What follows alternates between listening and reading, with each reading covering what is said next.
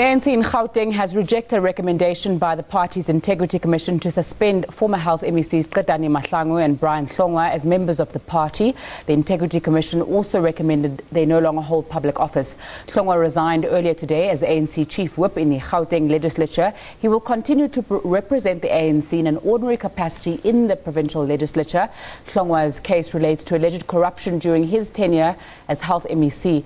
Mahlangu resigned as Health MEC in February last year. Both remain members of the ANC Gauteng PEC. For more on the story, I'm joined in studio by Christine Nxumalo, who lost a family member in the wake of the Life Esidimeni tragedy. Thanks so much for your time on SABC News, Christine. Thank you. Just take us through your story and your sister's story with regards to Life Esidimeni. My sister was at Life in Randfontein, and she was one of the patients who passed away in the tragedy. And unfortunately, you know, it was one of those situations where she was moved several times and we couldn't find her. And by the time we found her, she had passed away.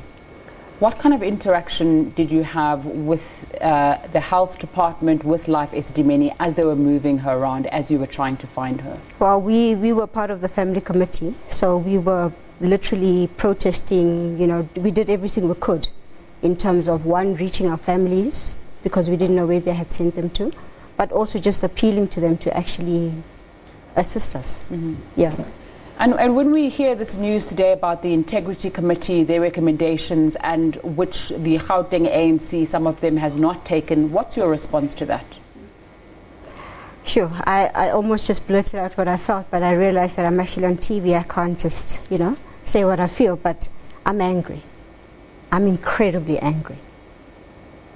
I'm a member of the ANC, and I'm pissed. What the hell must we do for you to realize this is wrong? I mean, the explanations that the spokesperson just gave now. I mean, even a child can see that was rubbish. If the Integrity Committee or Commission cannot, you know, suspend their membership, a disciplinary commission must do that. Then why the hell has a disciplinary commission not done that? Why are they playing with us and toying with us like we're idiots? This is ridiculous. I'm sorry. I'm really angry, and I think I'm tired of actually just holding my composure. I'm an ANC member. All this happened as me being an ANC member, even when we appealed to them. When we asked them to deal with this, they re-elect her. The next thing, they were covering up for her. Then what was the point of going through the Integrity Commission? This is ridiculous. I'm sorry. And her, the spokesperson's explanation, that's hogwash. That's hogwash. What do you want to see done? How about them doing the right thing? Is this fighting corruption? How many people must die before one member is dealt with? When is accountability ever going to be part of our system? When are we ever going to hold people? People died. They died in the most horrific circumstances. And then they say they cannot suspend them? The PEC is the highest provincial structure. They inform policy. They make decisions. How on earth can she be in that structure? How on earth can she be there? There's no difference in her. No, this is playing games with people's minds, honestly. The explanation that Tasneem Motara from the ANC gave us is that it's not part of the ANC's constitution to take away people's membership based on allegations or based on recommendations. There needs to be criminal charges and a conviction in order, or a disciplinary process.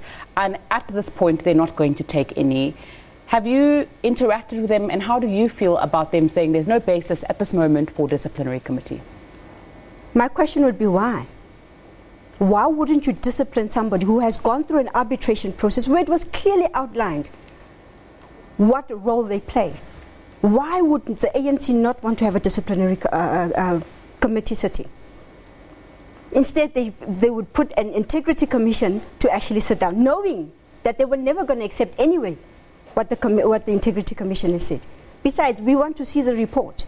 Because how do you appoint your own internal structure to do an investigation and then you reject that commission's recommendations. How does that work?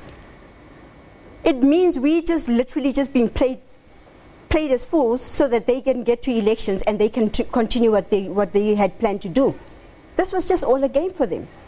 I mean, after the arbitration, they should have called for a disciplinary hearings or whatever they call them, before they even called in the Integrity Commission.